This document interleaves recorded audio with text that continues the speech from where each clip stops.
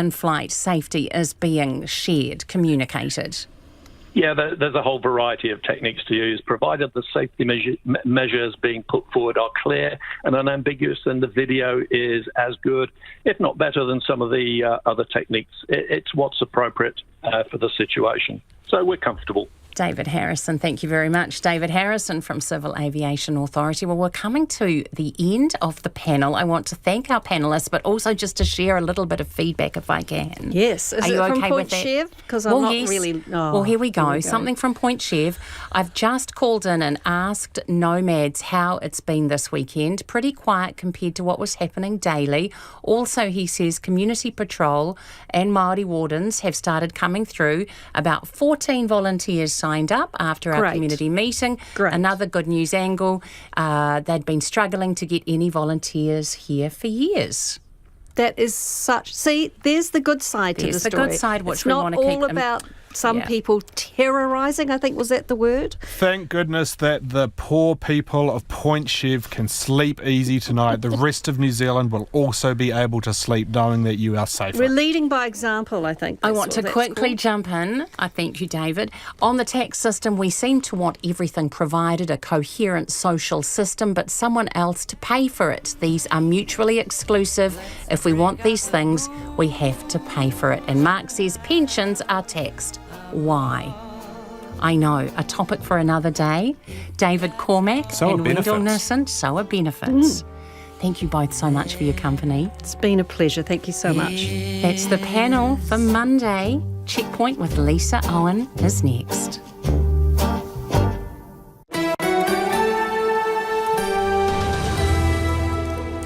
Kei te whakarongo mai koe ki te reo irirangi o Aotearoa. This is Checkpoint on RNZ National. I'm Lisa Owen. Haere nei, Oranga Tamariki is supposed to keep children safe, but a new report shows more of them are being harmed in its care, including neglect, physical and sexual abuse. A weekend marred by violent smash and grabs and a supermarket stabbing. Has the new government's tough on crime policy fallen on deaf ears? Police Minister Mark Mitchell joins us live. An investigation is underway after a man is found dead in Dunedin. The workaround that means afterpay services are being used for grocery shopping, and principals have until term 2 to deliver on the government's cell phone assignment. Ban them altogether. You can watch us live on the RNZ website, Facebook and Freeview Channel 50.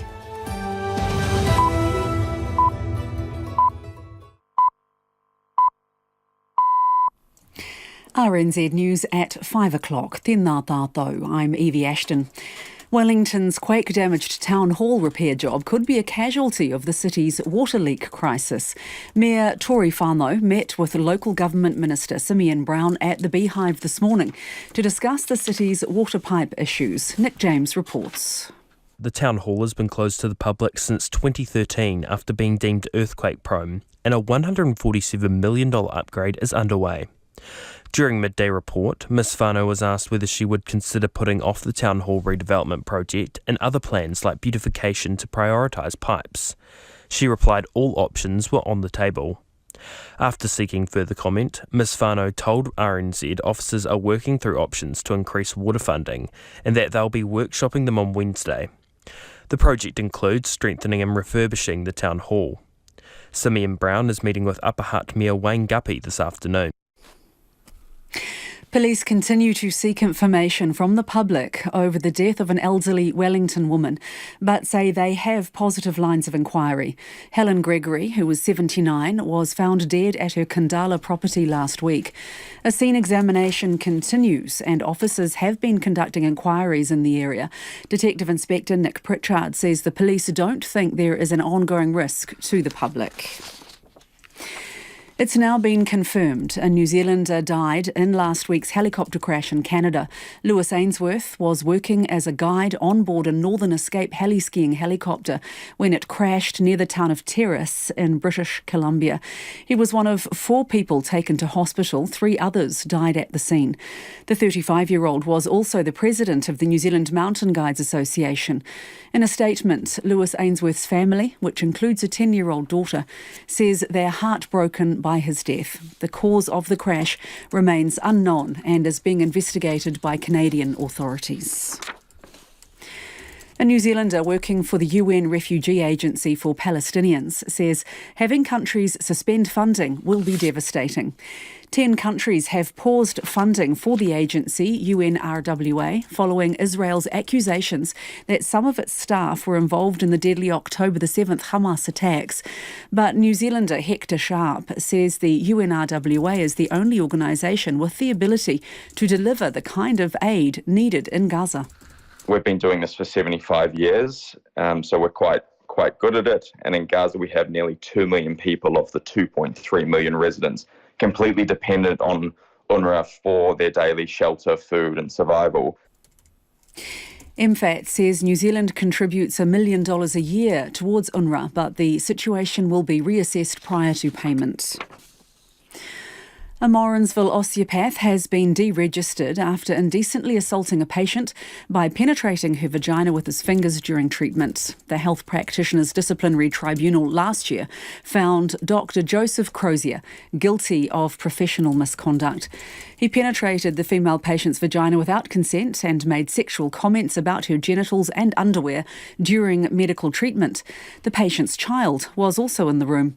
Dr. Crozier has voluntarily retired and moved away from the area, but the tribunal has deregistered and censured him and ordered him to contribute to the costs of the proceedings.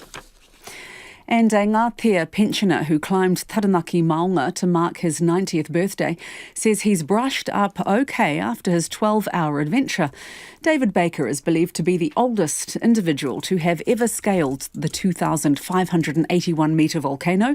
He's got some bumps and bruises, but is otherwise feeling fine. I have some skin off my elbow from when I came down on the scoria. Except for that, I've managed to climb effortlessly. His wife Helen, 71, 2 sons, Gary and Trevor, and 2 grandchildren went with him. In other sport, New Zealand golfer Lydia Ko is refusing to ponder what might have been after finishing runner-up at the latest LPGA event in Florida. Ko has had to settle for second after losing on the second playoff hole to American Nelly Korda after the pair finished the tournament at 11 under par.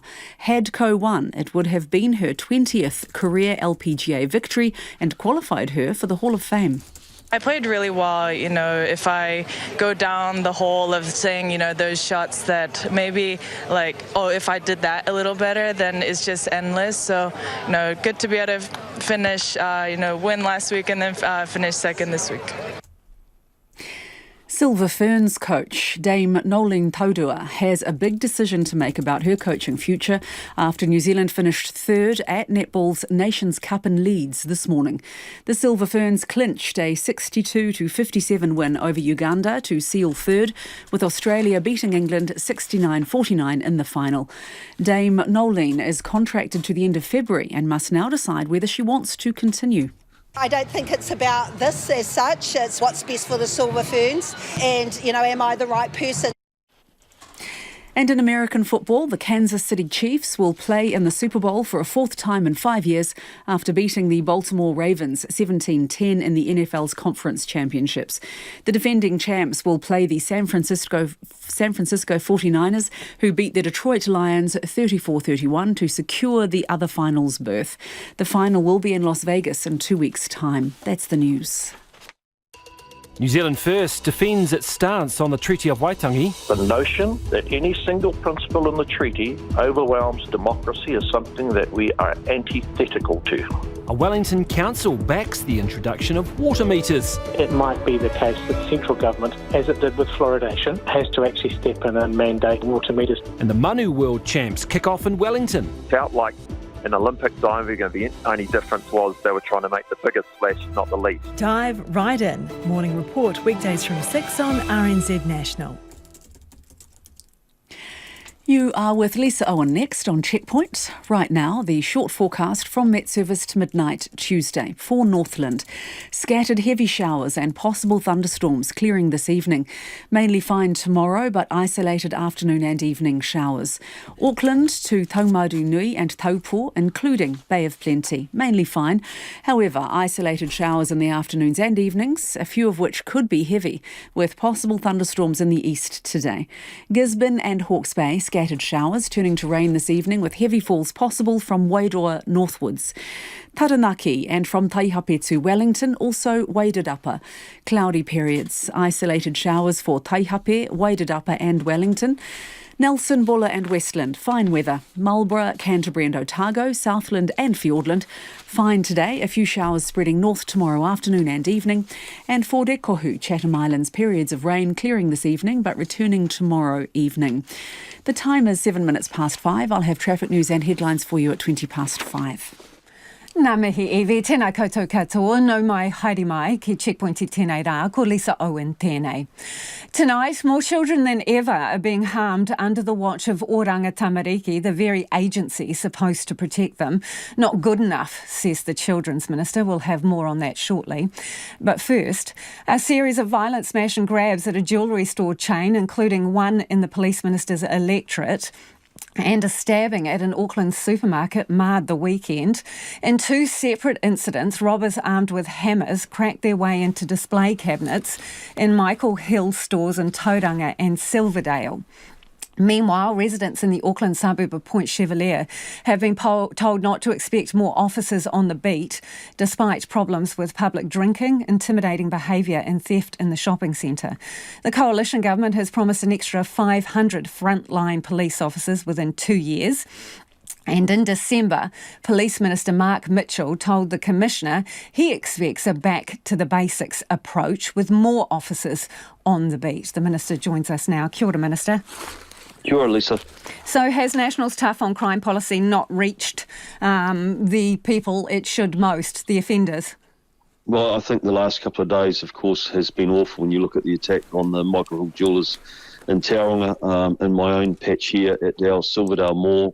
The gang confrontation that we obviously saw as well between the mongrel mob and the headhunters.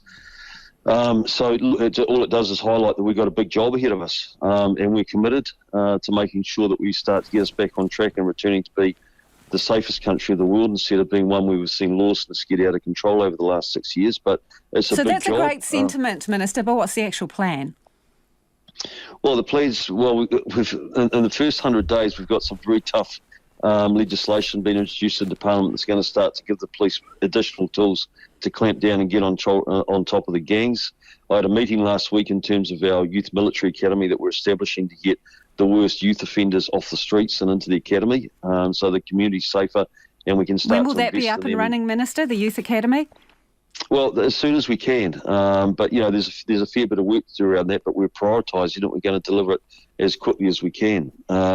Obviously, we're doing some work with in terms of consequences. We're saying that we're going to put a cap on discounts in terms of discounting sentences down, which means that we've seen a massive increase in people out on electronic bail. But you said that all along the election campaign, so I think it's That's out there, the message, right? But that didn't stop a group of people, with hammers charging into Michael Hill and smashing into some display cabinets.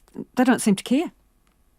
Well, you're right. They don't seem to care because they've been operating in a very permissive environment with impunity. But this is what we're saying. There's going to be consequences for this offending now. We'll take them out of the community and put them into a military academy if it's a youth offender that's got a history of violent. But you can't say when that'll be up and operating. Well, like I said, we'll get it up and operating as quickly as we can, and it is a priority for us. And we started to work on that last week. As soon as it's clear when we can open that, then I'll come back on the show and I'll talk to you more about it. But right now, we're working flat out to get that established. 500 extra police in 2 years on the front line. At the moment, the community in Point Chevalier in Auckland, they want more patrols. They want more bobbies on the beat, and they've been told not possible to have an officer visit the village daily. Does that seem right? Well, it is going to be possible. I was on night shift this week, on Friday in Auckland Central, out with the beat section.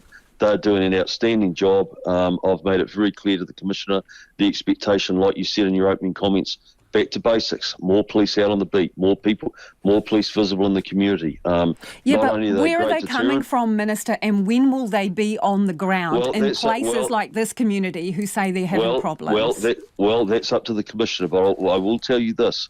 Is that the ram raid that happened, the aggravated robbery that happened in my own patch of Silverdale yesterday, the police's response was immediate, it was decisive, and they had the alleged offender in custody within 20 minutes. But officers on the gangs, ground doing community patrols, which you have indicated that you want, you're basically telling me that's an operational matter, so you can't actually make them do it. Well, the Commissioner's responsible for that. I can't direct police staff. That is an operational matter. But what we've stated very clearly as the incoming government is one of our expectations is that we go back to a back-to-basics policing model where we start actually focusing on the things like the violent gang crime, the violent retail crime, and our expectation is with the delivery of new police officers is that there's an increased presence on the streets with beat staff. Okay. The Central City Police Station that was in Auckland and went in 2013, you said on the campaign trail that you believe a permanent presence is needed back there to get on top of crime and disorder. Is it ever going to happen on your watch? Well, I'm in talks at the moment with the police about that in terms of whether or not another patrol base could be opened in the downtown area. There is a patrol base where the beat officers operate right now that is actually in the city. And what are they telling you? Is it possible? Will it happen? Well, it is possible. It's just that we have to work through the detail on that. Timeline for that? Well, again, it's a ongoing discussion with the Commissioner, so I can't give you a timeline, but it hasn't been finalised or decided. It's just a discussion that is happening at the moment in terms of whether or not you can have a very strong beat presence operating out of the current base in the central city, or whether or not you need an additional patrol base in the bottom part of the city to support them. Appreciate your time, Minister. That is the Police Minister, Mark Mitchell there.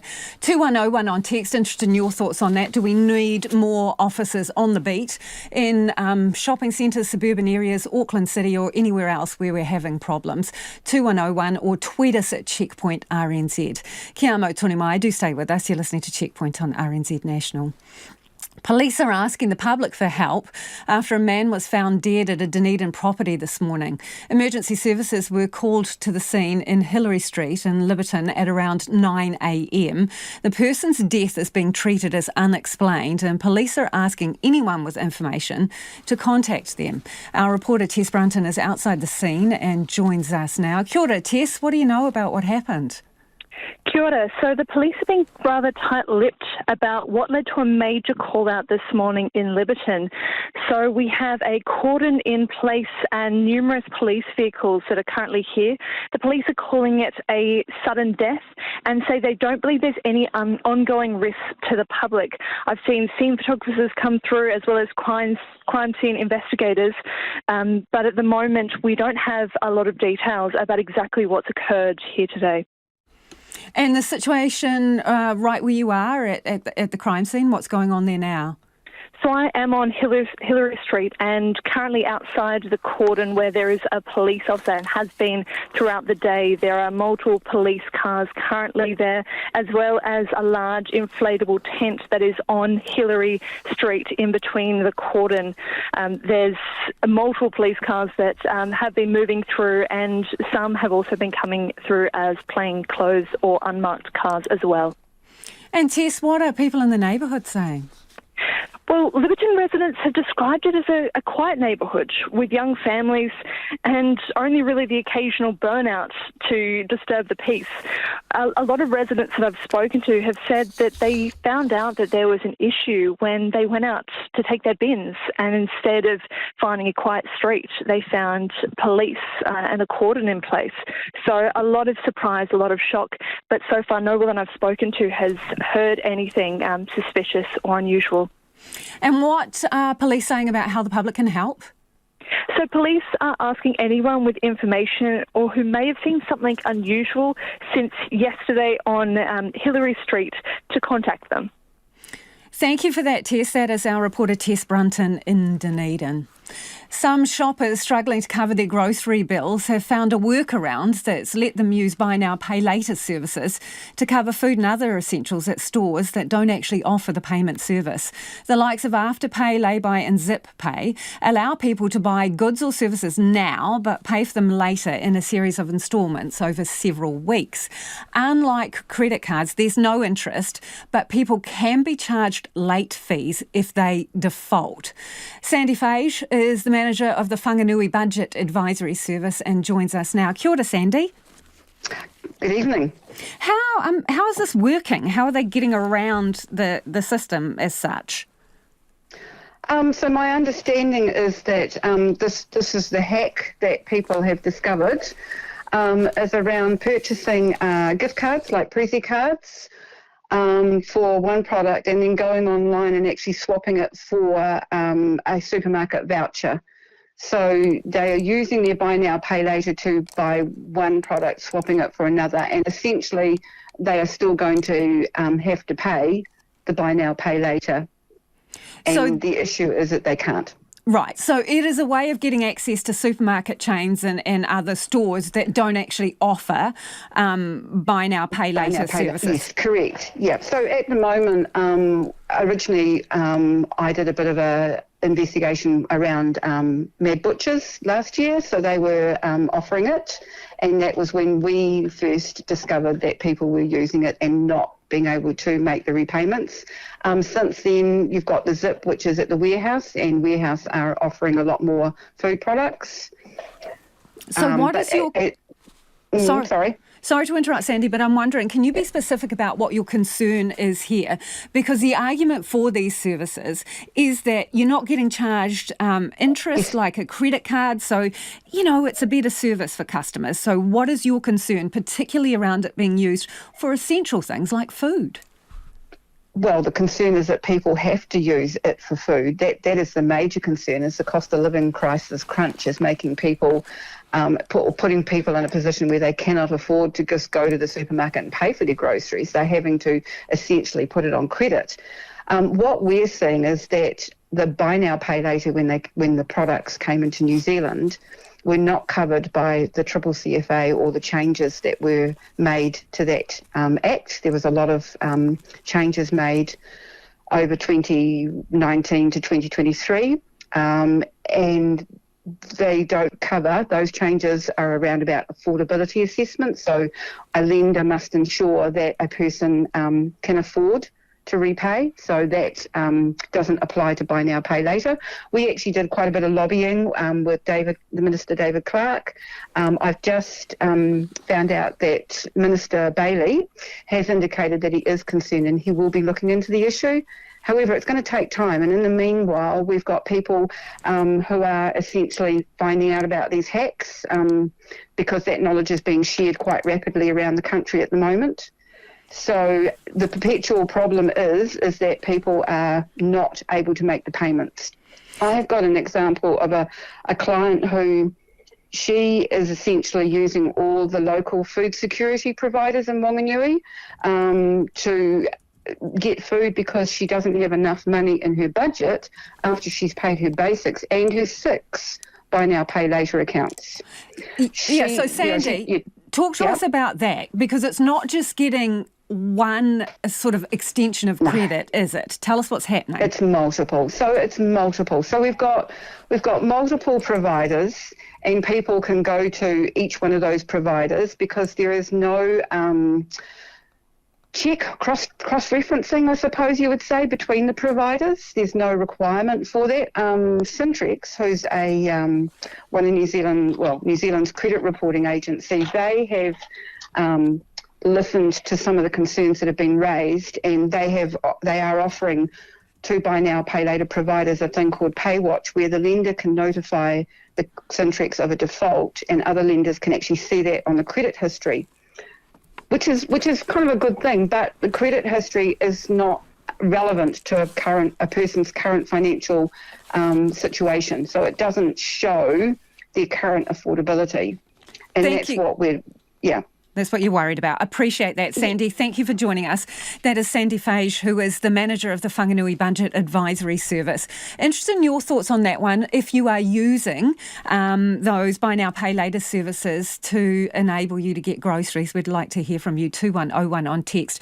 Tweet us at Checkpoint RNZ and how you're managing the repayments. Now, Afterpay in particular says customers can purchase gift cards through their service, but say they apply greater scrutiny money on these purchases.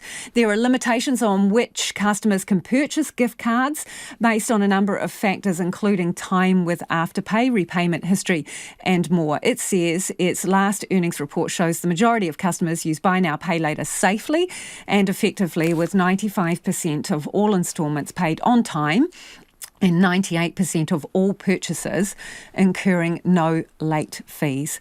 It is 22 minutes after 5. You're with Checkpoint on RNZ National.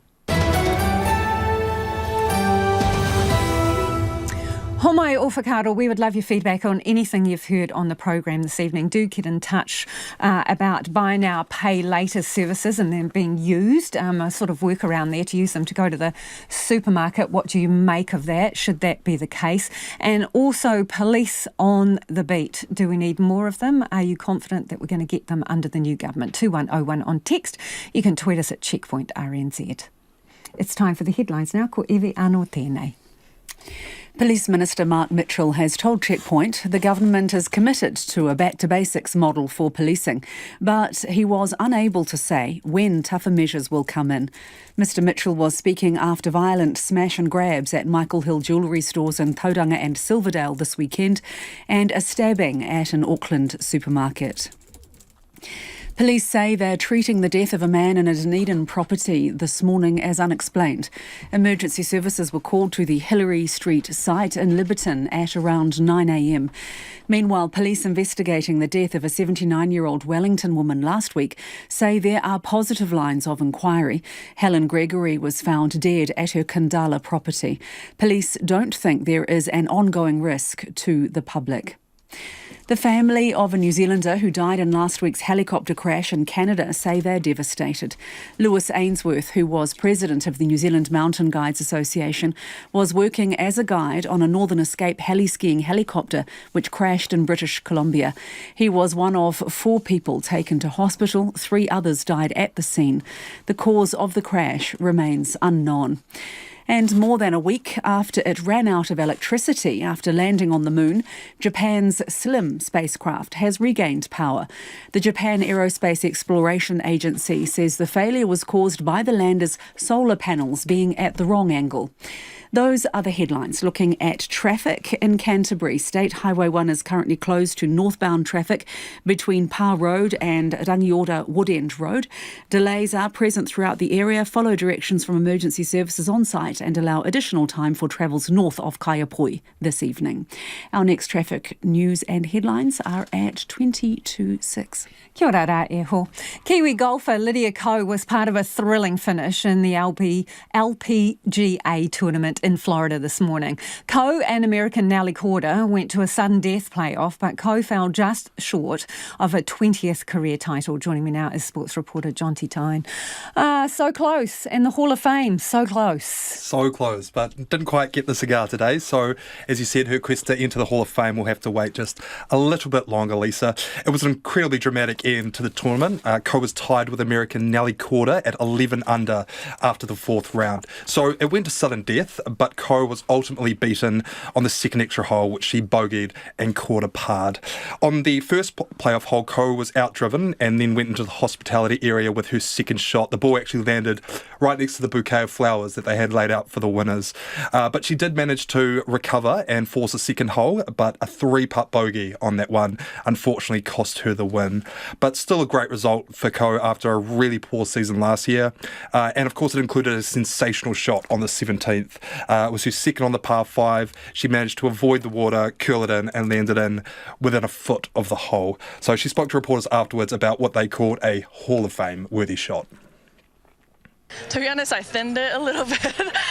So I actually thought it was going in the water, but I made just enough contact that it carried the water, and it just ended up being a very stress-free eagle. And I had a really good 2-putt here on the 72nd hole as well. So I played really well. If I go down the hole of saying, oh, if I did that a little better, then it's just endless. So good to be able to finish, win last week and then finish second this week. So pretty typically pragmatic there from Ko. Of course, she did win the season opening Tournament of Champions last weekend, which was her 20th title and her first win in 14 months. So as you said, she just needs that one more victory to be eligible for the Tour's Hall of Fame. So with Kota's victory, she took home 430 grand for the win, while Ko won 270,000. So still not a bad day's work. And now with no wins from 20 tournaments in 2023, a first and a second place finish, I should say, not a bad start to the season. Let's talk about racing now, and a bit of a scare for a Kiwi jockey. What's going on? Yeah, so a pretty harrowing moment for 21-year-old Kelsey Hannon. She was thrown from a horse at the Strathalbyn Cup outside of Adelaide. Excuse me. So she suffered spinal injuries and was unconscious when paramedics arrived, but thankfully she has managed to avoid anything too serious. Kelsey was riding I've a Dream in the opening race, but her horse stumbled shortly after the finish line, and that's what threw her from her horse. So she was airlifted to the Royal Adelaide Hospital and diagnosed with a stable fracture in her C1 vertebrae, but has not suffered any spinal cord damage, thankfully.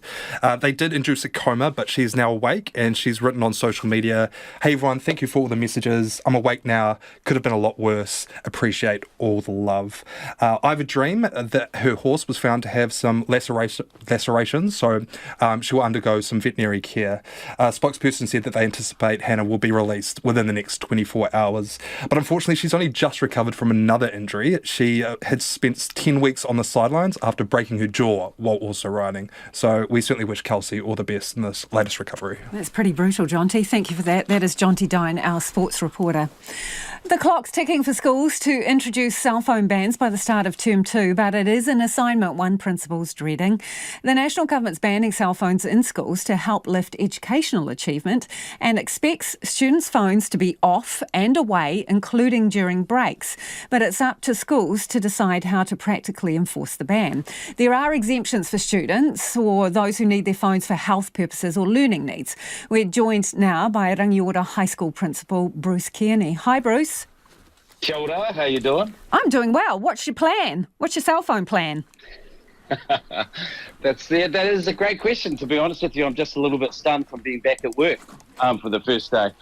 To be honest with you, I think most schools aren't going to have to shift the goalposts too far.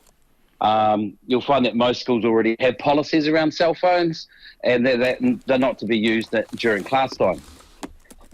I think actually the critical part is to make sure that we actually follow that a little bit harder from here on in. Yeah, so it includes breaks as well. At the moment, Bruce, do you let your students use their phones during lunch? Yeah, we do. Okay. Yeah, and this is the one area that does give me a little bit of concern. It's quite a change in behaviour. And, as a teacher, you can tell a child to put their cell phone away. You've got a rapport with them. You know them. They've been in your class all year. And then all of a sudden we're transferring that to our teachers who are on duty, who may be telling young people to put their phones away or taking their phones off them, who have absolutely no connection with those young people. We've got 1,700 teenagers at school. And so that's the sort of part that I'm sort of thinking about navigating and what that's going to look like. Is that a good use of staff resources, do you reckon, policing cell phone policy in the playground? I don't know. Well, we kind of police the hoodie policy and we police the vaping policy. And now we're policing the cell phone policy. It just becomes yet another task for our staff to do. Have you thought much about punishments and how you're going to run the regime?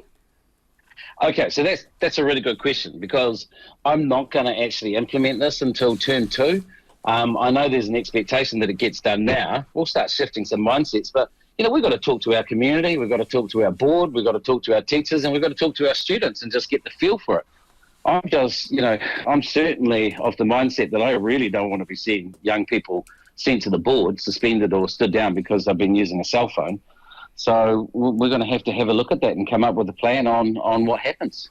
So 1,700 odd students who potentially a large chunk of them might bring their cell phones to school. Are you going to let them just have them in their bags, or do you anticipate, row upon row of lockers where they have to turn their phones over when they enter the school grounds, or how do you think it's going to work?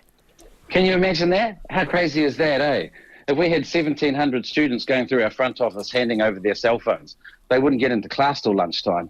So what we're going to be doing is young people are actually going to hold on to their phones. It's in their bag. It just says away for the day. It doesn't say that you have to hand them in. And then what we're actually looking at is this product that's come out of Australia, which is a lockable pouch. So essentially we'll say, go to the office, hand over your phone. The office will put it in the pouch, lock it, and at the end of the day, they'll come to that station and unlock it and take it home. You mean if they've broken a rule, potentially, Bruce, their phone goes into lockup? So, yeah, but they keep that lockup. Right. So I don't actually want to hold a whole bunch of kids' phones because all sorts of problems arise from that. You know, Canterbury's still very acutely aware of being able to connect with our young people, you know, post-earthquakes, incidents, post-COVID. So we still want them to have their phones on them. Very quickly, because we're almost out of time, do you actually believe that this policy is going to up academic achievement for your students? Look, I'll be really honest with you. I'm not actually sure what the purpose of the policy is. Is it attention in class? Is it to stop bullying and welfare? I don't know. Because you and I both know that all of our young people, well, lots of them will have iPhones and they'll have iWatches, and you can get on Facebook on your computer anyway. So you don't sound like a fan, lost. Bruce. If you had your way, this wouldn't be a policy?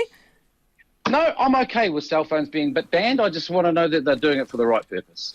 Appreciate your time. Good to talk to you. That is Bruce Kearney, who is the Rangiora High School principal. First day back in class today. It is 27 minutes away from 6. Kia mau tunu mai. You're listening to Checkpoint on RNZ National. It's time for the business news now. Ko taku hoa e nainei called Nona Peltier. Nona joins me in the studio to talk business. Let's start with Woolworths New Zealand.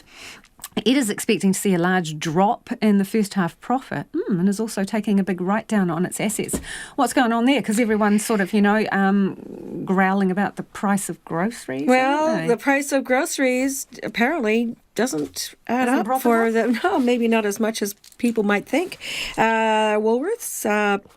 Their parent company in Australia has written down the value of their New Zealand business by $1.6 billion in goodwill. That's its brand and so on.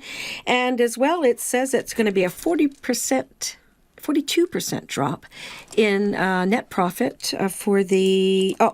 pre-tax earnings, that's the before net profit, for the 6 months ended December, $71 million. Spoke with Tex Edwards today. He's with the anti-monopoly group, Monopoly Watch, and he says this is inevitably as a result of what the company is seeing as the breakdown or probable breakdown and break up of the supermarket grocery businesses in New Zealand. So we're expecting to see a break up there. That's what he says. And as a result, they're taking the write-downs now. Investment in technology. Some Kiwi companies are not investing enough. Yeah, well, we've had 2 reports recently, one from Forsyth Barr, which looked at public listed companies. They found that 85% of them had little change from what they were doing 2 years ago with AI, that's artificial intelligence. Just 1 in 8 of them had a vision or a strategy of what to do. The rest, top third, I guess, have been doing more and moving ahead, but the bottom 2/3 are still where they were 2 years ago. And we had a market report from Datacom, which says that what we need is more leadership, not just from government, but from the business leaders too. Okay, skates on for the markets, please, That's Nona. right. The local top 50 index, it ended up 1/3%, a 37-point gain to 11,912. That was helped a bit by what's going on in Asia. China's looking a little stronger. The New Zealand dollar, little changed against the US dollar at 60.9 US cents, 92.5 Australian, 48 British pence. It's been a quiet start to the week, but that won't last. We'll be back tomorrow. Thank you, Nona. Nona Peltier there with Business News. More children than ever are being harmed under the watch of the very agency supposed to protect them. Oranga Tamariki's Safety and Care report shows 9% of children in its care were harmed in the year ending June 2023. That includes neglect, physical and sexual abuse. That is a significant jump since the Ministry's first report in 2019, when about 5.6% of children in Oranga Tamariki's care were found to have been harmed. The Minister for Children says it is not good enough and bad practice will no longer be tolerated. Joining us now is Nicolette Dixon, who is Oranga Tamariki's Deputy Chief Executive of Quality Practice and Experience. Kia ora, what is your response to the Minister there who says not good enough?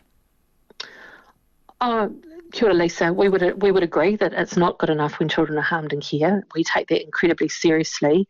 That's why we do monitor that incredibly closely. We take every allegation of harm about a child in care seriously. In fact, we've encouraged our staff to record more accurately when children might be experiencing things that are not okay, so that it can be fully investigated and so that we can take action in response.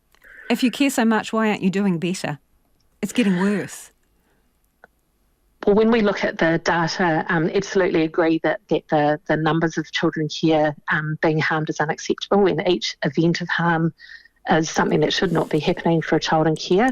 When we look a little bit closer at the data, though, what we do see is that for younger children being cared for by caregivers, whether that's a whānau member or a member of the community, generally care is safer and more stable than in the past.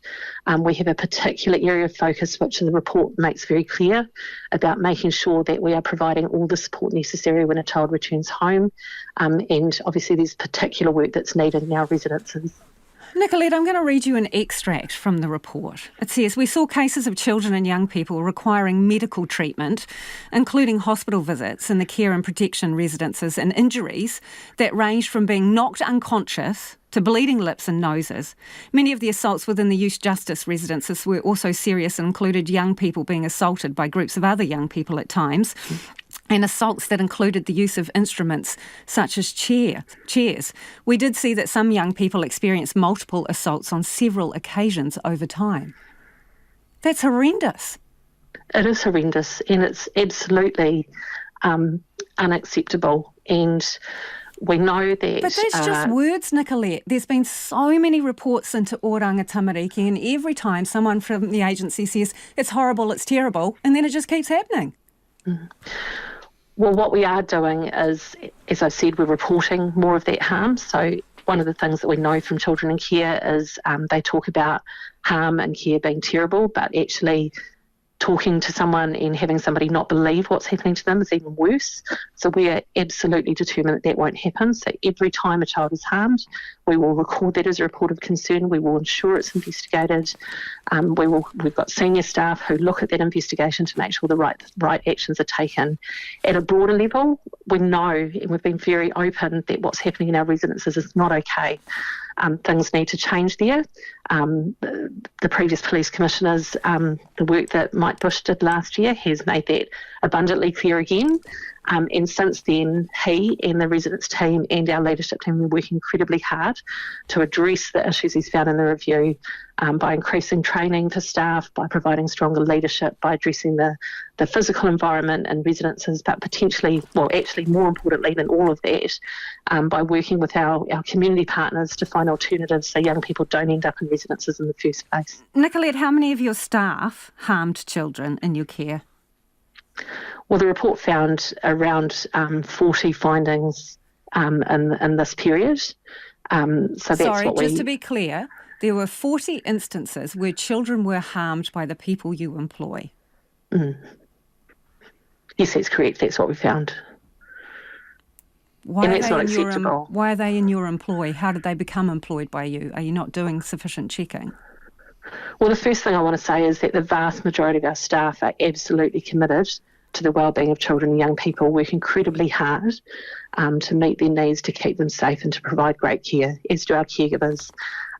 We absolutely acknowledge that any harm to a child in care is a complete breach of trust by a staff member. Is unacceptable. What did those staff do to the children?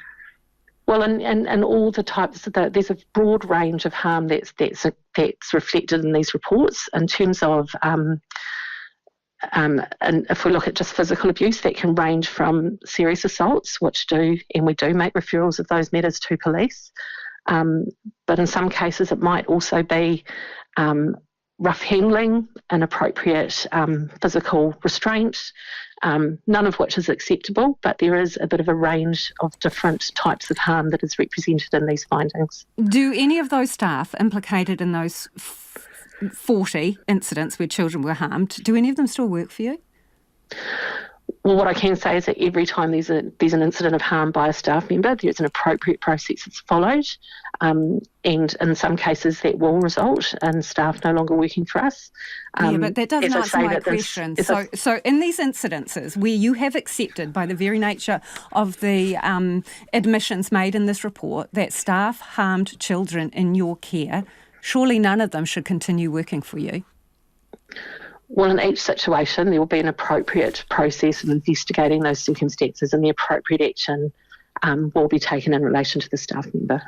The Minister has said bad practice will no longer be tolerated. That indicates that bad practice is still happening within your agency. Do you accept that? I think that we have more work to do to ensure that all practice meets the standards that are required. I don't disagree with the Minister. I do think that means that we need to focus on making sure each staff member has the full range of support and resources they need to be able to practice in the best interests of children as well. And that's what we're absolutely focused on as a leadership team. That's what our work program's about. And we have a very strong focus on understanding our practice. We look at practice in depth. We take those insights and we learn from them, and we are seeing improvements. If we look at our monitoring the national care standards as a whole, what we are seeing is that actually care is becoming safer, more supportive and more stable for most children. That does not discount the experiences reflected in this report, which are just, as we said, horrific and unacceptable. How many children were sexually abused in your care during the course of the timeframe for this report? Sorry, I would have to find that I don't have that right in front of me. What about the number who were physically abused? Number who were neglected?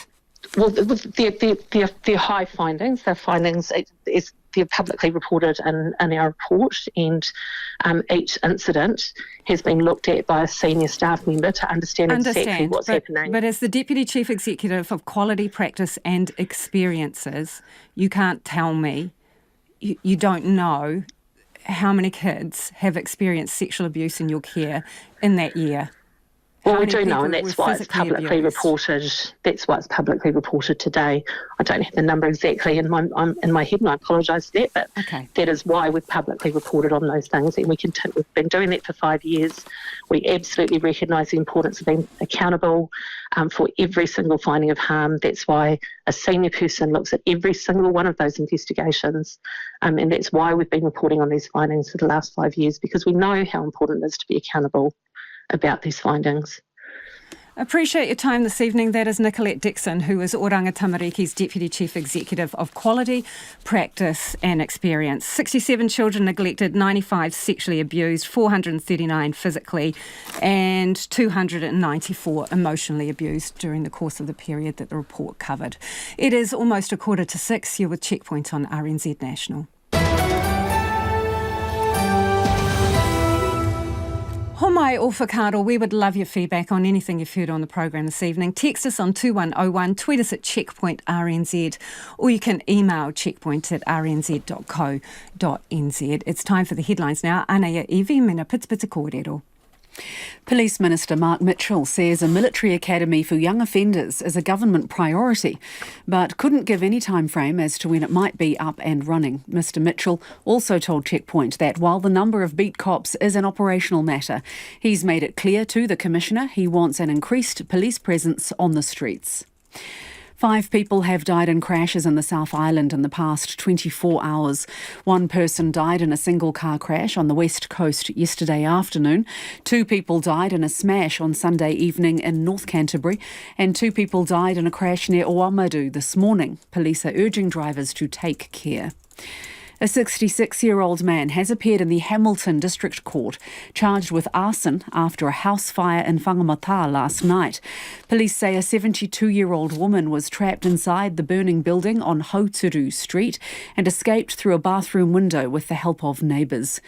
In Fiji, 13 people have been charged over the seizure of nearly 5 tonnes of methamphetamine in Nandi. The charges include unlawful possession and unlawful importation of illicit drugs. And the UN is calling on nations to resume funding its main aid agency in Gaza. 10 countries have paused their contributions to the UN Refugee Agency for Palestinians after Israel said 12 UNRWA employees took part in the October 7 attacks. New Zealand contributes $1 million a year, but the government says the situation will be reassessed prior to payment. Those are the headlines. Looking at traffic in Canterbury, State Highway 1 is now fully open north of Kaiapoi. Expect delays through the area as residual congestion from that earlier crash this afternoon eases. Our next news and weather is at 6 o'clock. Ngā mihi, Evie. Increasingly warmer seas could see new types of marine mammals beaching on our country's shores. An 8-metre juvenile fin whale got stuck on a sandbar in the shallow estuary at Monks Bay in Christchurch, despite efforts to refloat it. Anna Sargent reports. The whale was pulled from the estuary this afternoon, the third stranding in as many months. Crowds gathered around the water's edge to see the whale, but Doc's Andy Thompson says it sadly died this morning. Unfortunately, the tide obviously got low at around 2 a.m. this morning. That probably meant the whale was beached and was really struggling to survive at that point. Just been out and checked the whale in a little boat, and it looks like the whale has passed. New Zealand has one of the highest stranding rates in the world, with around 300 dolphins and whales beaching each year. Darren Grover, from the marine rescue charity Project Jonah, says while strandings generally would happen in summer, now they have to be ready to happen any time. Over the summer months, we have warmer coastal waters, and historically we've seen greater numbers of whales and dolphins coming closer to shore, passing through our waters as well. We've had a series of year-on-year marine heat waves as well, and that's caused what we call our stranding season to actually be much longer than it used to be. Massey University's marine biology professor, Karen Stocken, says the warming temperatures have changed the distribution of prey in the water, meaning marine animals not previously seen near New Zealand before are coming here and consequently can end up becoming stranded. Are we likely to see more blue whales? Are we likely to see more fin whales? Are we also likely to see increasingly more Antarctic species, which, as I say, for things such as seals, like leopard seals, for example, they've become increasingly less vagrant and more almost semi-resident, almost in New Zealand waters. This is seen in the whale stranding in Christchurch last night, with locals and experts alike surprised a fin whale was in the area in the first place. Karen Stocken says it's happened across the country recently. Today's fin whale off Christchurch and the fact that we've had one off Haast just a week or so ago, and then we also had another fin whale off Wellington just in December. Now, they're not a species that regularly are sighted or observed, and certainly not stranding in New Zealand, and yet here we are with 3 of those since December. Doc's Andy Thompson says there has been a lot of interest in the Monks Bay stranding from the public and offers of support from locals. It seems like the second time in a few months that we've had a whale almost right in the middle of Christchurch City. So a lot of people passing by, a lot of interest, and of course a lot of emotion around, trying to save the whale and do the right thing. Project Jonah's Darren Grover says if people see a stranded whale or dolphin, they can phone the Department of Conservation or Project Jonah, which operate a 24-hour hotline. Other strandings in the last few months include a pod of 45 false killer whales and 1 bottlenose dolphin, which had to be euthanised after becoming beached near Mahia. A lot of your feedback coming in. Let's get to the stuff on cell phones. This person says the cell phone ban is ludicrous. What about smartwatches? And they can do most things on their laptops, and most schools run a restorative regime, so it's not in their policy to run a punitive one. Lots of restorative conversations going on about cell phones equals less time for teaching, reckons Louise. And James has got in touch from Wellington and says, I'm pretty sure I saw Nicola Willis texting in Parliament last time I was in the public gallery. Maybe this government needs to practice what it preaches. To be fair, she's a fully formed adult, James. 2101 on text or tweet us at Checkpoint RNZ with your feedback there. A new era has dawned at Melbourne Park with a new winner etching his name on the trophy. 22-year-old Italian Yannick Sinner has won his maiden Grand Slam, defeating Daniil Medvedev in the 5-set thriller which went deep into the night. It is the first time in almost 2 decades that the Australian Open finally didn't feature one of Roger Federer, Rafael Nadal or Novak Djokovic. The ABC's Angus Randall reports. Backhand Sinner down the line. Forehand Medvedev. Picked up Sinner. Forehand winner! He did it the hard way, losing the first 2 sets in a gripping final. But finally... Your Australian Open men's singles champion for 2024, Yannick Sinner. Italian world number 4 Yannick Sinner takes down Russian Daniil Medvedev in 5 sets for his first Grand Slam victory. The 22-year-old began travelling the world playing tennis when he was 14. He's glad to be avoiding the European winter. Where my parents are, it's minus 20 degrees in the morning, so it's better running in the sun here. So it's obviously a huge tournament for me. For Daniil Medvedev, it's the 3rd time he's come close and fallen at the final hurdle. He was the Australian Open runner-up in 2021 and 2022.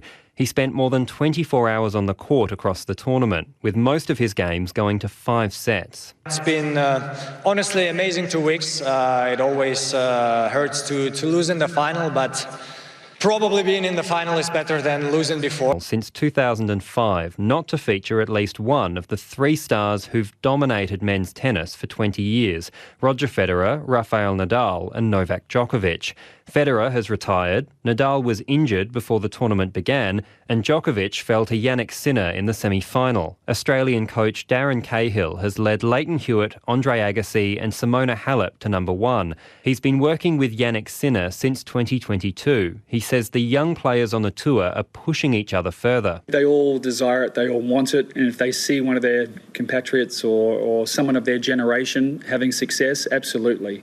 And then you look into what they're doing, why they're having success, and how are we going to replicate it for us. Yannick Sinner knows there are a lot of players gunning for his place. I feel grateful to have this here, but I know that I have to work even harder because the opponents, they will find a way to beat me and I have to be prepared. Richard Evans is a freelance tennis writer. He says of all those young players, only a few will rise to the top to define the next generation of men's tennis. No, sadly, I think it's also a small field. But before the tournament, I felt that really the men's, there was Novak, Yannick Sinner or Carlos Alcaraz who could win it. It didn't really go beyond that. Carlos Alcaraz, I think, is possibly the pick of the bunch, if there was one. I think we've got a handful, maybe 4 or 5. I don't think it goes usually beyond that. It's not all over for the old guard. Nadal plans to return from injury next month, and it'd be foolish to suggest that the best days are gone for 24-time major winner Djokovic. It's 7 minutes away from 6. Kia mau tunu mai. Do stay with us. You're listening to Checkpoint on RNZ National. A Ngātia pensioner who climbed Taranaki Monga to mark his 90th birthday at the weekend says it was a humbling experience. David Baker is believed to be the oldest individual to have ever summited the 2,581-metre volcano. Our Taranaki Whanganui reporter Robin Martin caught up with the non-Nigerian. David Baker grew up on a family farm in the shadow of Taranaki Monga, and it's been his playground ever since. It was hard against the boundary. The last farm before you went into the bush. And I used to chase goats with my dog all in the bush above the farm. I even climbed the mountain when I was 12. I followed up some men that were cutting steps in the ice on my own, just went off up the mountain. He's climbed Taranaki frequently, including on his 70th and 80th birthdays, and this time made the ascent to raise funds for Starship Hospital. Although David reckoned he'd trained hard, Friday's trek was not without incident. Coming down, worse than going up, down those marbles on the scoria, my feet went out from under me and bang, down I went. It is, and at my age, my problem with that climb was that I'm now losing my balance. My reflexes aren't as quick. He's humbled by what he's achieved. For my age, that I'm fortunate enough to do something like that when so many people are suffering and cannot even live to this stage. It humbles me. And the people that say to me, "You're a marvel," and I feel, no, I'm a pretty ordinary guy. David's wife Helen, 71, his 2 sons, Gary and Trevor, and 2 grandchildren also made the 12-hour hike. A workmate of Trevor's, experienced climber Carl O'Sullivan, took David under his wing. Carl says he needed remarkably little help. Just a hand up in the steeper places, sort of just before you get into the crater. There's a few steps where it's quite a high step to get up to the next level, and just helped him. Just grabbed his arm and helped him pull him up a bit. But yeah, towards the end I was arm in arm with him, helping him cross the line. He's in awe of David. It was unbelievable, really. He was just chugged away the whole time, same pace, talking the whole way. I've learned his whole life story pretty much. He's very fit for his age. Most people probably wouldn't believe that he's 90. David's son, Trevor Baker, admits to some trepidation ahead of the climb. I mean, I was a bit worried, personally. But no, thanks to Carl, I mean, you know, and he ended up carrying Dad under his wing, and I could kind of drop back and help Mum. So, I mean, we wouldn't have been able to do it without his help, for sure. Well, possibly. But yeah, no, just blown away, absolutely, by what he's achieved. He believes that's Dad's last summit. I suggested that he do it for his 91st, 92nd, but someone else said that Mum was going to shoot me with comments like that. So, no, I think that's it for him. The Bakers marked David's achievement and birthday with a family dinner in New Plymouth. What an amazing achievement. If you were listening to that story from Robin Martin, there's some great photos. We'll put that up on our webpage, so do check it out. Lots of feedback coming in. Let's start with police. This person says we need more police, but also further investment in preventing people from needing to commit crimes. Our social safety net needs strengthening and our poverty gap needs to be reduced. Without this, it is just an ambulance at the bottom of the cliff situation. Someone else says some Wellington residents have asked for a return to the local bobby on the beat style of police patrols in areas such as Courtenay Place, Manor Street and Cuba Mall. There once was a local community police base in the area which helped to create a community connection. Another listener says Mark Mitchell sounds just like Chippy used to. We're in talks, but no idea when anything will actually change, that person says. Another person asking, Tony's got in touch to ask why aren't the display cabinets made of solid perspex or polished highly so they can't be broken. This is in the jewellery store. They have got special glass on them so that they're not easily broken, so they did put quite a bit of effort into cracking some of those open. On the subject of Afterpay, and this is people, Afterpay and buy now, pay later services, people are using a little bit of a hack, buying vouchers and then converting them into supermarket vouchers so that they can use the service to pay for the basics like food. This person says access to food is a basic human right. People shouldn't have to take on debt to eat. New Zealand has an inequality crisis. Another says the only reason people are going hungry in New Zealand is the cost of housing. Fix the rental nightmare and everything else will follow. Mary's got in touch, and Mary likes buy now, pay later. Mary says, I find Afterpay great. It enables me to buy essentials, certainly not groceries. I no longer use a credit card, and I find it helps me budget, and I have never missed a payment. Mary says, only use it in sync with my super day, I think it says. Another says, it's bizarre that these services, buy now, pay later, are operate in Aotearoa. I think it should go.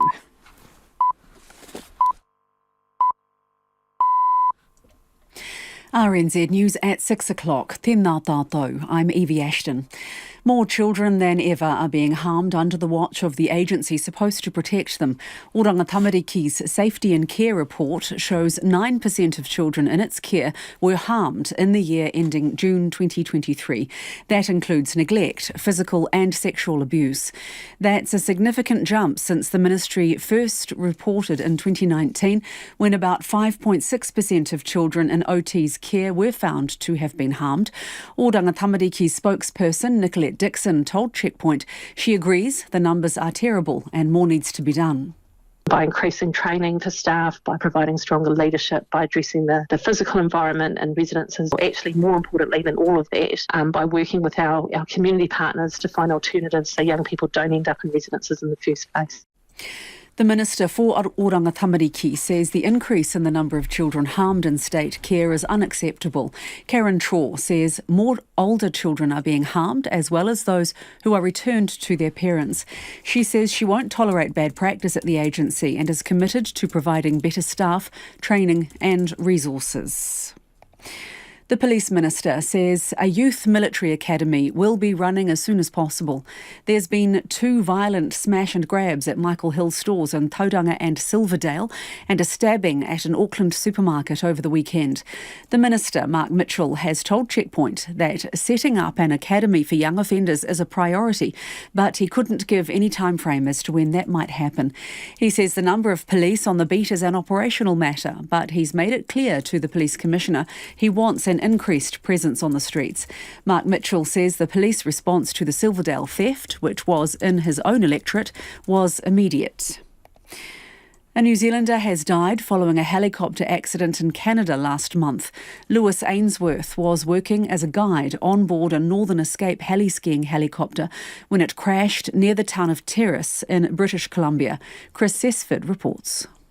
Lewis Ainsworth was one of 4 people taken to hospital with injuries. 3 others died at the scene. The 35-year-old was president of the New Zealand Mountain Guides Association and was internationally recognised for his expertise and skills in the mountains.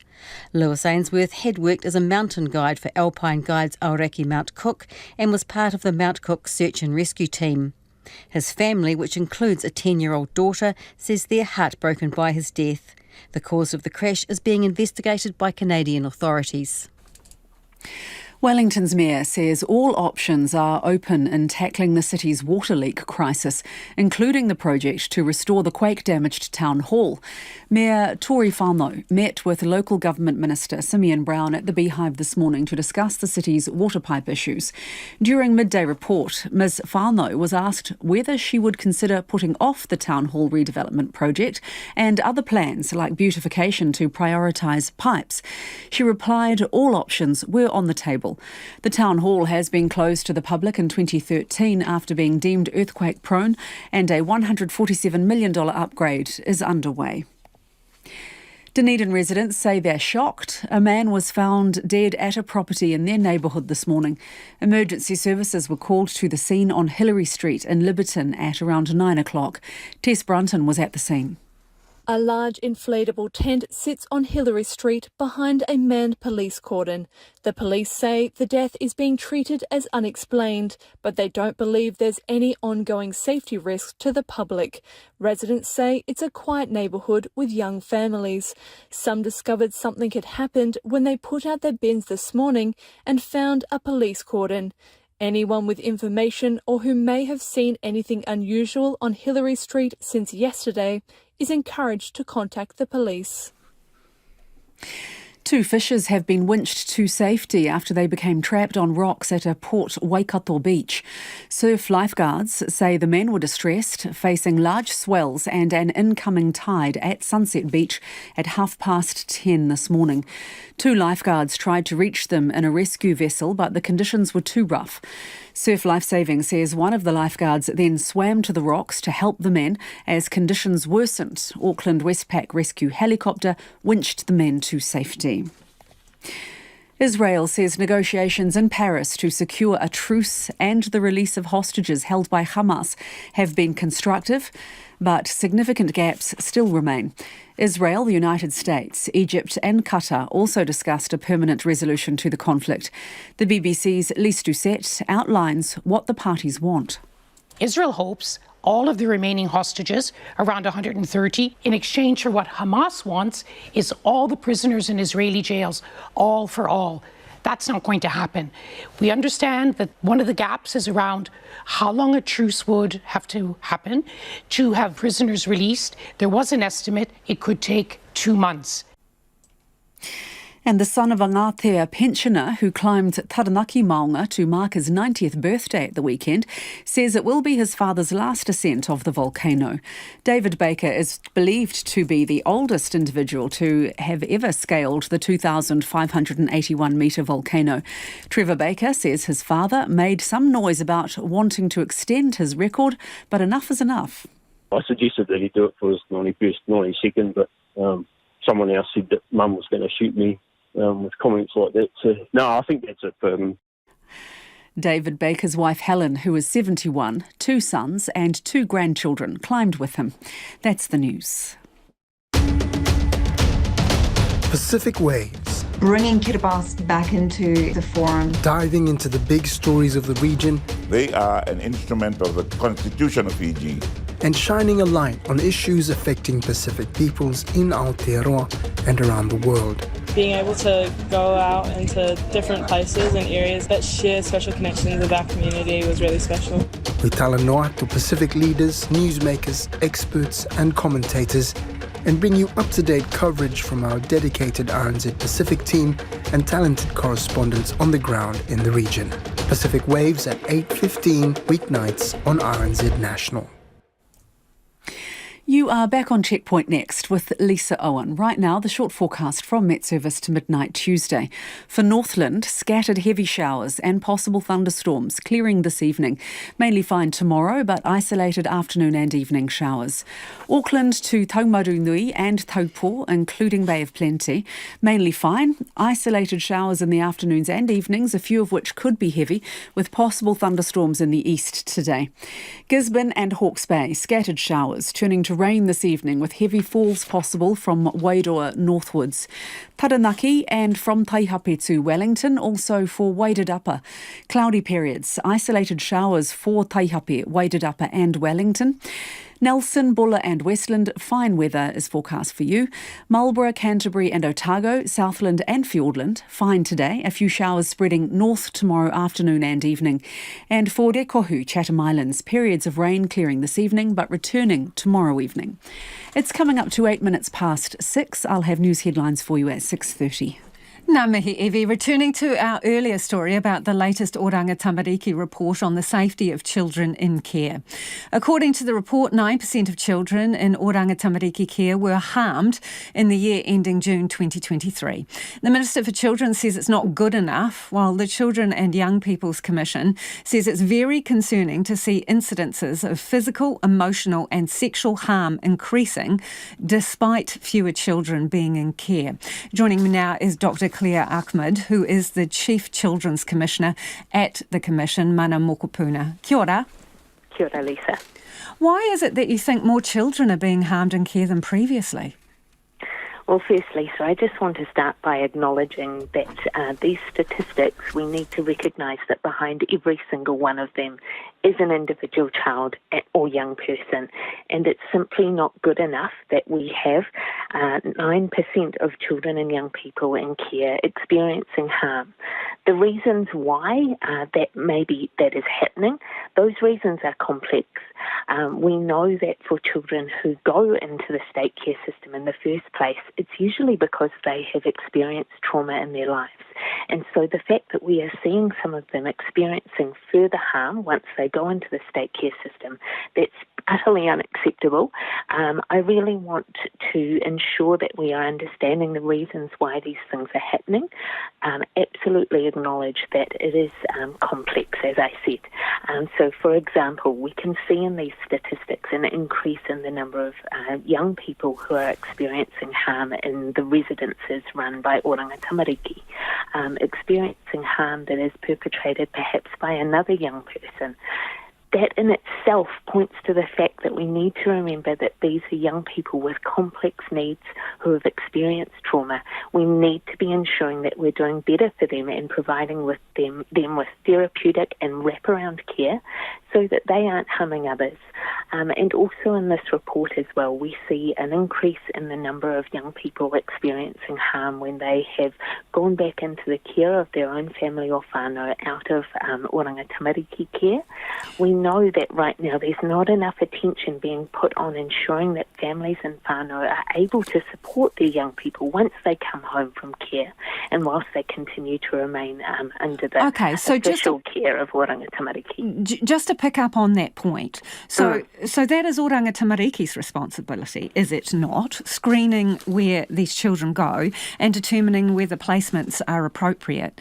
And if the harm rates in home placements are of concern, then isn't that saying something about Oranga Tamariki's assessment process? I think the key point there, Lisa, is that it is about how do we ensure when children and young people are transitioning from the care of Oranga Tamariki back to their family and whānau, because ultimately that's where we want them to be as long as they can be safe. But we need to ensure that those transitions are done in a really robust and well-supported way.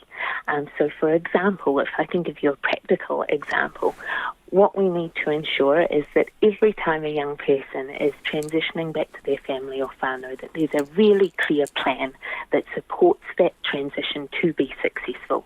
That involves things like ensuring a holistic wraparound approach is in place to support that young person and to support their family and whānau to be able to care for that young person and to provide that nourishing environment of love and safety that we want every single family and whānau in this country to be able to provide to their mokopuna. So is this report evidence that there is still bad practice at Oranga Tamariki? Look, Lisa, when we're talking about our state care and protection system, it is complex. What I am saying is that any child who is experiencing harm in care is one child too many. I want to see us ensuring that every single child and young person in our state care system is safe. That means being free from all forms of harm and abuse, from emotional, physical, sexual abuse, and from neglect as well. So we absolutely need to see Oranga Tamariki lifting its practice across the board. It said itself in this report that it has a ways to go. It knows that it needs to improve. I'm looking forward to continuing to working with Oranga Tamariki to ensure that I have assurance that every child is receiving care in the state that is going to help them to flourish, because ultimately we want them to be able to come back to their family and whānau, be well and experience their full potential in life. Given the amount of attention that has been on Oranga Tamariki over the years in its different iterations, the number of reports that have been conducted, reviews and changes in policies, were you surprised that this report has the numbers going in the wrong direction, getting worse, not better? I was surprised, Lisa, that despite we have a decrease in the number of overall number of children and young people in the care of Oranga Tamariki, actually the number of children who have experienced harm and the number of findings of harm have gone up. So that does point to the fact that there's something wrong with this picture. We're still not seeing a care and protection system in Aotearoa, New Zealand, that is doing its absolute best for children and young people. Now, I know that there are amazing kaimahi in Oranga Tamariki. I've worked alongside many of them for many years. I know that they are seeking to do the best that they can for children and young people, but we also need to see Oranga Tamariki as a system lifting its game as well, and ultimately the safety and the care of children and young people in this system needs to be at the very heart of everything that this agency does, both to prevent harm from happening in the first place, but then once children and young people are in the state care system, that they are taken care of and that they can flourish. You know, in my role, one of the great privileges is getting to work alongside children and young people themselves, listen to their stories. And some of those children and young people that I've had the privilege of listening to are those who are in state care right now or have experienced state care. And what they have told me very clearly is that they want to be safe and well when they are in the care of the state, and they want to see that upheld for future children who are coming into that system. Kia ora rā, that is Dr. Claire Ahmed, who is the Chief Children's Commissioner at Mana Mokopuna. It is 6:15 and you're at Checkpoint on RNZ National. US President Joe Biden warns the US will retaliate after a drone attack on an American military base in northeastern Jordan killed 3 troops. US officials say dozens more have been injured. President Joe Biden says the attack has been carried out by an Iranian-backed militant group operating in Syria and Iraq. As yet, no group has claimed it was behind the attack, and there's been no word from Iran. Jordan, as a close ally of the US, has condemned what it called a terrorist attack and says it's cooperating with the US to secure the border. The BBC's diplomatic correspondent Paul Adams filed this report. The Americans say the attack happened at a base known as Tower 22, right on the Syrian-Jordanian border. It's one of many American bases across the region. There have been dozens of drone and missile attacks in recent months, but no American personnel have been killed until now. Joe Biden, attending church this morning, was quick to point the finger. We know it was carried out by radical Iran-backed militant groups operating in Syria and Iraq, he said. Carefully cultivated over years, Iran has a wide network of allies and proxies operating in countries across the Middle East. They're all opposed to Israel and the United States. It's sometimes called the axis of resistance. There are pro-Iranian militias in Lebanon, the Palestinian territories, Gaza and the West Bank, plus Iraq and Syria. And far to the south, there's also the Houthis in Yemen. Over the weekend, the Houthis have been launching their own attacks, hitting a tanker in the Gulf of Aden. And last night, a British warship, HMS Diamond, used an air defence missile to bring down a Houthi drone. With British help, the US have been hitting Houthi military targets for a couple of weeks. So far, the Houthis seem undeterred. They say they'll stop attacking ships if and when there's a ceasefire in Gaza. The problems America is dealing with across the region aren't all about Gaza, but the war there has left the whole Middle East a lot more dangerous. The UN is calling on nations to resume funding to its main aid agency in Gaza after several countries paused their contributions. The funding was stopped after Israel said 12 UNRWA employees had taken part in the October 7 attacks. The UN has since announced 9 workers have had their contracts terminated. 1 has died and 2 others are under investigation. Israel's assertion came shortly after an interim ruling from the International Court of Justice in the genocide case brought by South Africa over the assault over Palestinians in Gaza. A New Zealander, Hector Sharp, works for UNRWA. He told RNZ that having countries pull their funding is devastating. In Gaza, we have nearly 2 million people of the 2.3 million residents completely dependent on UNRWA for their daily shelter, food and survival. And at the moment, as the world has watched, we are staring at a man-made famine.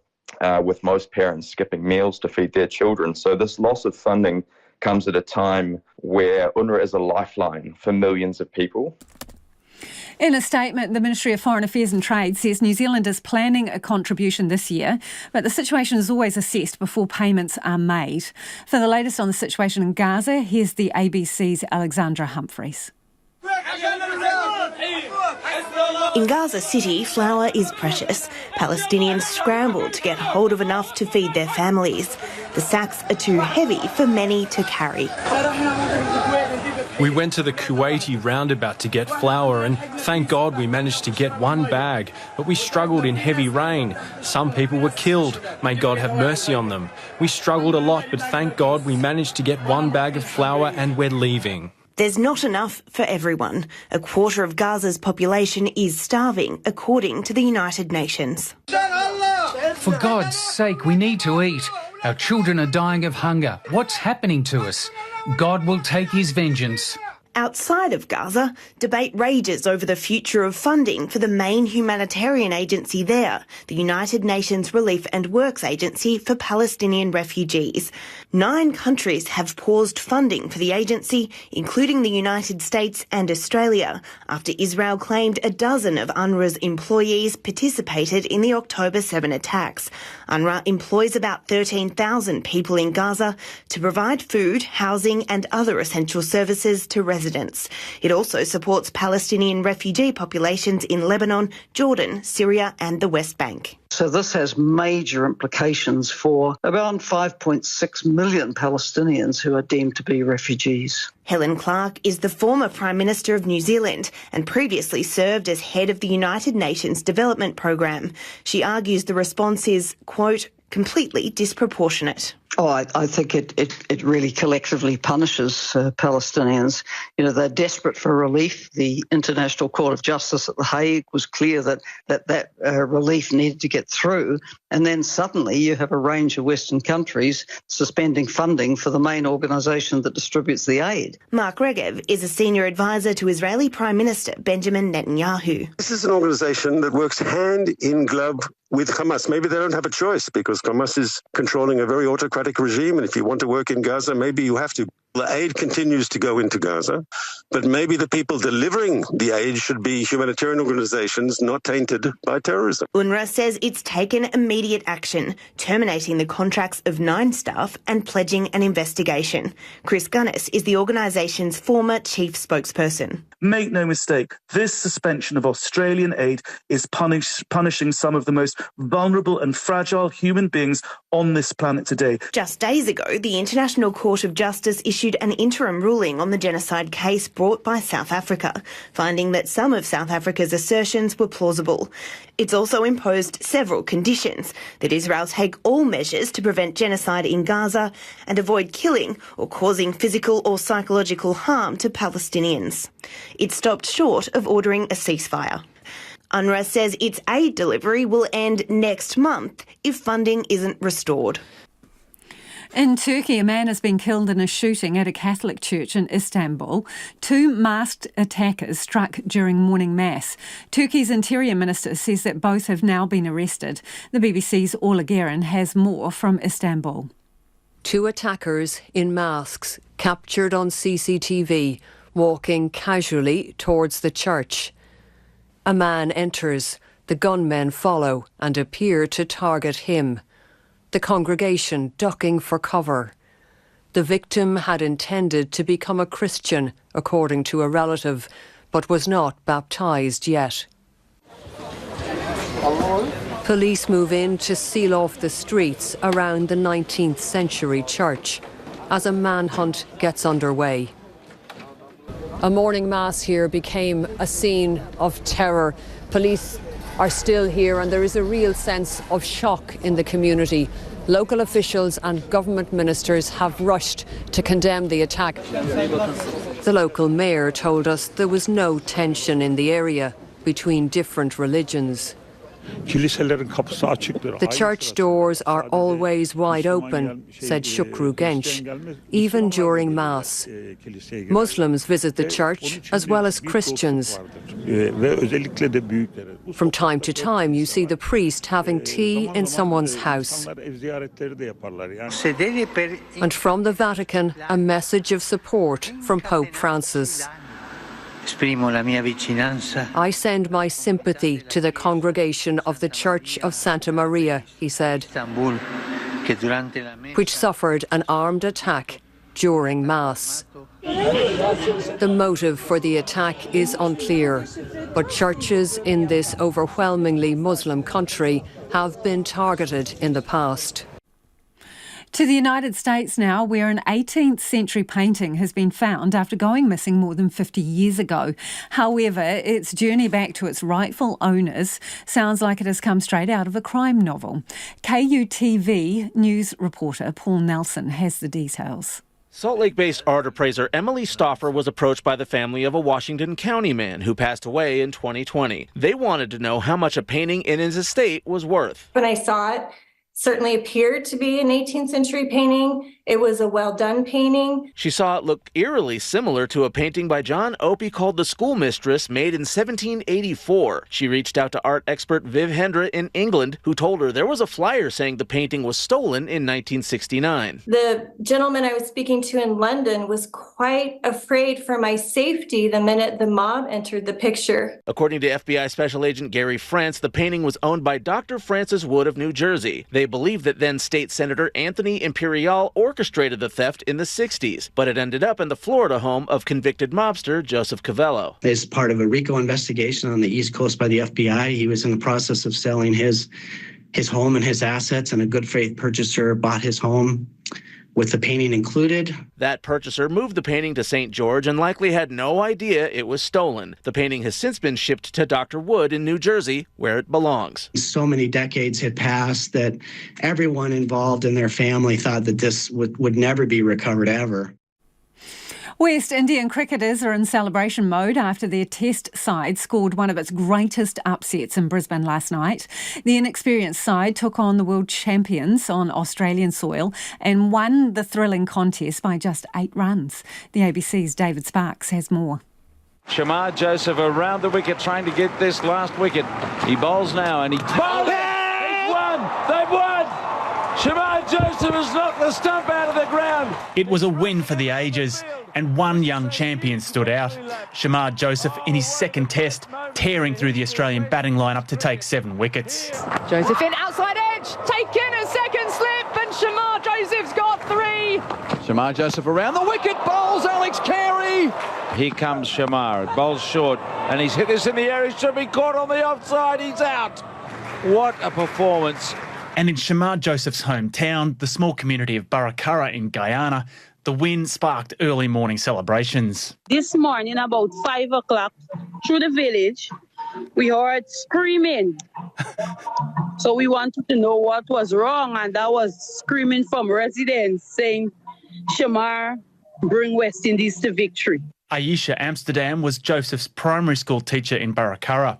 She says they've all been staying up late to watch him on the television, but because they thought he'd be off the field with a toe injury, they decided to go to bed, only to wake up to the extraordinary news. We had a big celebration at the church, a very big celebration at the church. What time of morning did you have the celebration? That was 5:38. All community members came out at the church and we celebrate 5:38 this morning. I can hear some cool music in the background. What's going on there? We're having a little celebration, a little cookout and so on for Shamar. Oh, you're still celebrating now? Yes. Not only were the Windies up against the current world champions, they hadn't won a test in Australia in 27 years. I am going to stick my neck out and say it was the greatest upset in Test cricket history, at least in the last 100 or so years. Cricket commentator and writer Bharat Sundaresan. Look, you're talking about a team which had 7 uncapped players, a West Indies team as well, and everyone in Australia, pretty much when they found out that West Indies are coming for a second consecutive year, went, oh dear, not again. And nobody wanted to host them either. And then finally it landed with Adelaide and Brisbane. And then look what they did. And they did it pretty coolly as well. It as much as there was a tinge of it being a miracle win, it wasn't. They dominated this test and eventually took something absolutely extraordinary from this young guy playing his second test to get them over the line. This victory has reminded the cricket world of how much better Test cricket is when countries outside the big 3 of Australia, India and England are able to perform. It's getting harder for some nations to compete. Cricket West Indies CEO Johnny Grave says the board has spent more than $2 million on the tour of Australia with little reward, and he's backing calls for a new revenue sharing model. Bharat Sundaresan says something needs to change. I mean, there was talk of a test match fund not now many years ago. It never came to fruition, but if, say, rather than the West Indies having to lose $2 million for sending their teams all the way and creating this spectacle that they did at the Gaza, maybe if that pressure is taken away from them, that money can be spent elsewhere in the grassroots in finding other superstars like a Shamar Joseph or a Kevin Sinclair. He says the powerful nations aren't rushing to make that happen.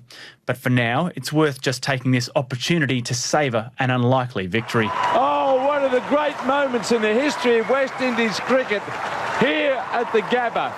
A huge performance by the West Indies.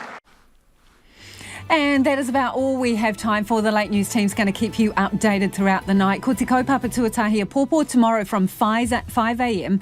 First up asks Finance Minister Nicola Willis about tax cuts, the treaty, and whether she'll be behind the barbecue at Waitangi. RNZ News headlines at 6:30. Good evening, I'm Evie Ashton.